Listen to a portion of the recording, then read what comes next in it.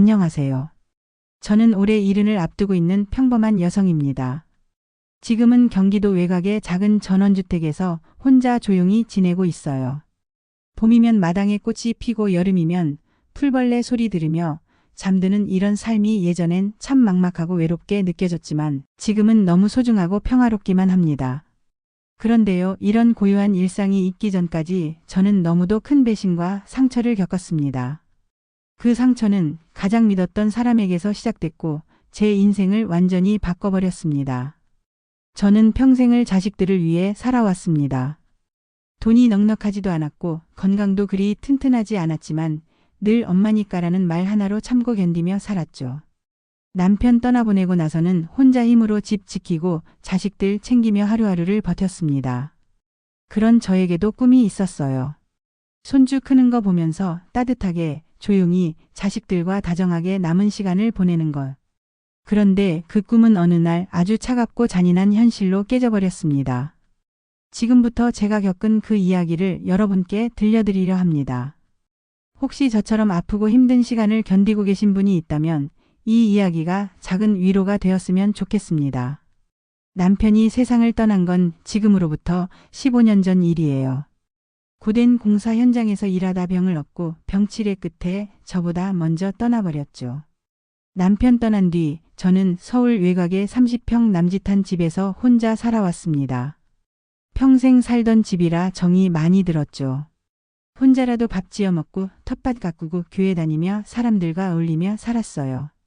그러다 어느 날 아들이 전화해서 그러더라고요. 사업이 완전히 망해서 길바닥에 나앉게 생겼다고요. 그날 밤 아들은 며느리와 손주를 데리고 제 집에 들어왔어요. 처음엔 너무 마음이 아팠어요. 그 고생을 하고 왔다니 뭐라도 해주고 싶었죠. 작은 방 내어주고 이불 빨아 깔고 따뜻한 밥 차려줬어요. 손주는 할머니 하며 달려왔고 아들도 처음엔 미안하다며 고개 숙였죠. 그때까지만 해도 괜찮았어요.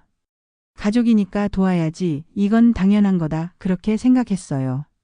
그런데요, 그 당연함이 점점 제 숨을 조여오기 시작했어요. 한때는 그렇게 사랑스럽던 가족이 시간이 지날수록 낯설게 느껴졌고 그게 제 인생의 전환점이 될 줄은 그땐 몰랐습니다. 시간이 좀 지나면서 아들 부부의 태도는 서서히 달라졌어요.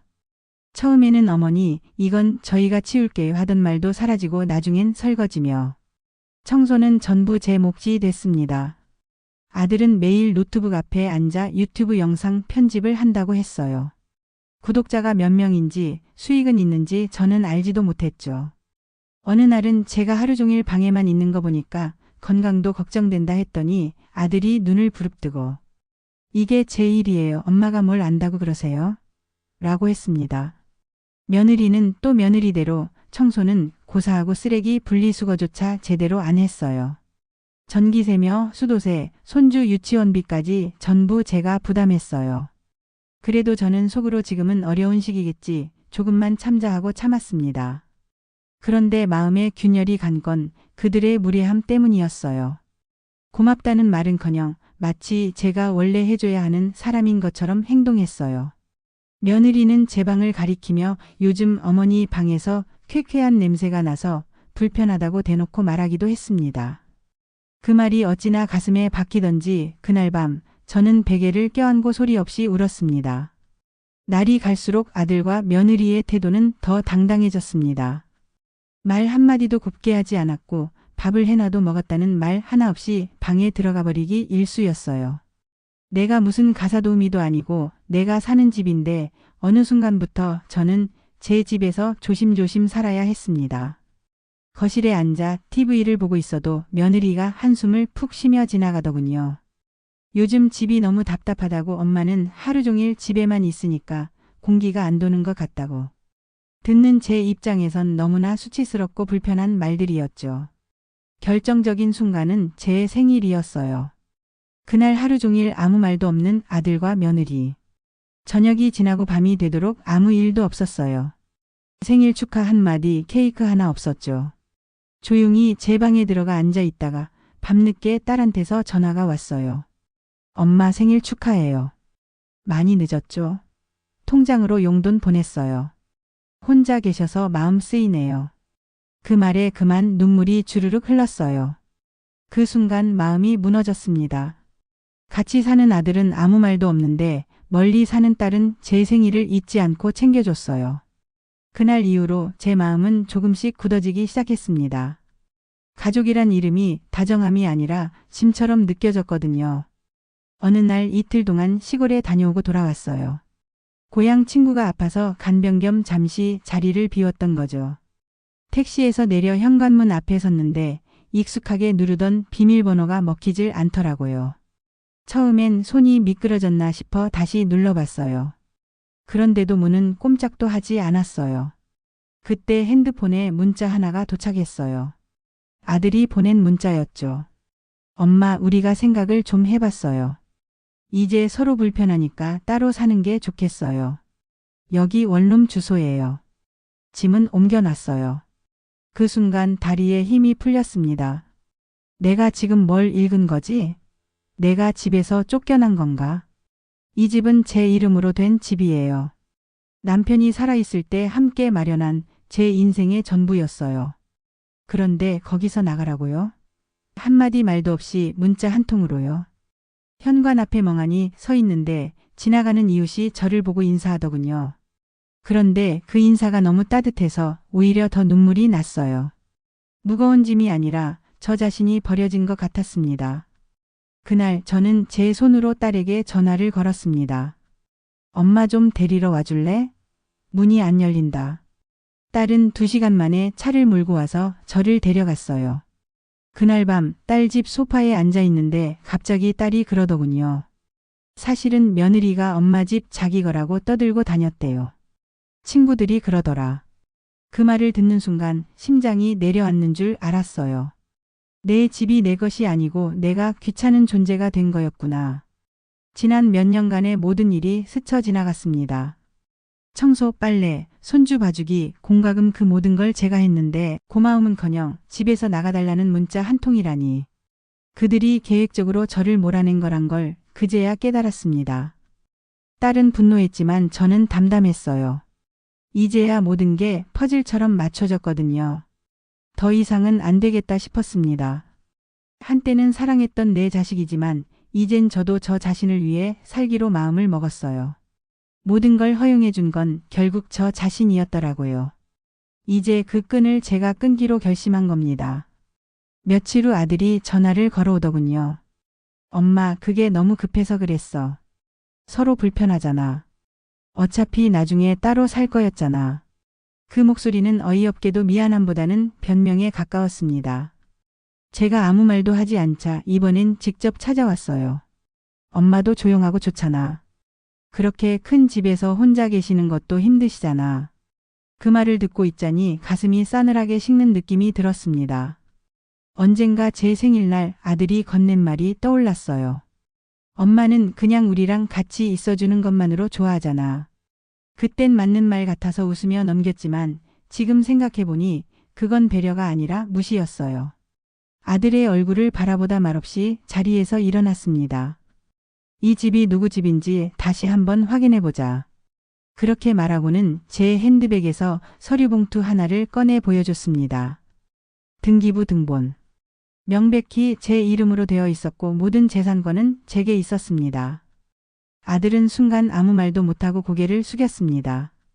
그날 이후 제 마음은 완전히 달라졌어요. 사랑한다고 가족이라고 다 이해하고 참아야 할 이유는 없다는 걸 깨달은 겁니다. 이젠 용서도 기대도 없이 살기로 했습니다. 제 감정과 존엄을 지키는 게 먼저였으니까요. 결심을 굳힌 저는 곧바로 법률 상담을 받으러 갔습니다. 딸이 함께 해줘서 큰 힘이 됐죠. 변호사는 모든 상황을 듣고는 단호하게 말했어요. 주거침 입에 해당할 수 있습니다. 퇴거 요청부터 하시죠. 그 말을 듣는 순간 그동안 꾹꾹 눌러왔던 마음이 벽처럼 무너졌습니다. 이건 싸움이 아니라 제 인생을 되찾는 과정이었어요. 정식으로 내용 증명을 보냈고 아들 부부는 한동안 잠잠하더니 결국 짐을 싸서 다른 곳으로 옮겼어요. 물론 마지막까지도 미안하다는 말은 없었습니다. 하지만 그땐 그런 말조차 듣고 싶지 않았어요. 그 후 저는 곧바로 집을 정리했습니다. 많은 추억이 있던 집이지만 이제는 상처가 남은 공간이기도 했거든요. 집을 팔고 경기도 외곽에 있는 작고 따뜻한 전원주택으로 이사를 갔습니다. 누가 뭐래도 그 선택은 제 인생에서 가장 잘한 결정이었어요. 그날 이후로 저는 매일 아침 커피를 마시며 마당을 바라보고 텃밭에 물 주며 웃고 삽니다. 그 누구도 방해하지 않는 제 공간에서 처음으로 진짜 나를 위해 살고 있습니다. 새로 이사온 마을은 조용하고 공기도 참 맑습니다. 처음 며칠은 낯설고 어색했지만 시간이 지나면서 점점 익숙해졌어요. 이웃들도 따뜻하게 맞아줬고 혼자 사는 저를 위해 반찬을 챙겨주는 분도 생겼죠. 무엇보다 좋은 건 제 시간과 제 공간이 온전히 제 것이라는 겁니다. 누구 눈치도 보지 않고 하고 싶은 대로 먹고 싶은 대로 살아갈 수 있다는 사실에 얼마나 감사한지 몰라요. 딸은 주말마다 들러 밥을 해주고 손주도 놀러오면 마당에서 뛰놀아요. 이제야 알겠어요. 가족이라는 이름 아래 무조건 참는 게 다가 아니라는 걸요. 사랑도 존중이 있어야 지속되고 그게 없다면 혈연도 아무 의미가 없다는 걸. 제가 이 선택을 하지 않았다면 여전히 집 안 어딘가에서 조용히 눈물만 삼키며 살았을 거예요. 지금은 외롭지 않냐고요? 아니요. 이젠 제 곁에 있는 사람들은 제가 선택한 사람들이고 제가 웃는 날에 함께 웃어줄 수 있는 진짜 가족들이니까요. 늦었지만 지금이 제 인생에서 가장 평온한 시기입니다. 혹시 지금 이 영상을 보시는 분들 중에도 저처럼 참아야만 하는 가족 안에서 외롭고 아프게 지내고 계신 분이 있다면 꼭 드리고 싶은 말씀이 있어요. 당신 잘못이 아닙니다. 가족이라는 이름으로 희생만 강요받는 삶은 더 이상 당연한 게 아니에요. 나를 지키는 게 죄가 아니라 오히려 당연한 권리입니다. 저도 오랫동안 엄마니까, 부모니까라는 말에 묵여 살아왔지만 이제는 압니다. 나 자신을 먼저 사랑하고 지킬 때에야 진짜 관계가 만들어진다는 걸요. 이 영상이 당신에게 조금이라도 위로가 되기를 바랍니다. 혹시 비슷한 경험이 있으시거나 하고 싶은 이야기가 있다면 댓글로 남겨주세요. 함께 나누는 이야기들이 우리 서로에게 큰 힘이 될 수 있습니다. 영상을 끝까지 시청해 주셔서 감사합니다. 좋아요와 구독 잊지 마시고 부탁드릴게요. 다음 이야기에서는 또 다른 인생의 단면으로 여러분을 찾아뵙겠습니다. 고맙습니다.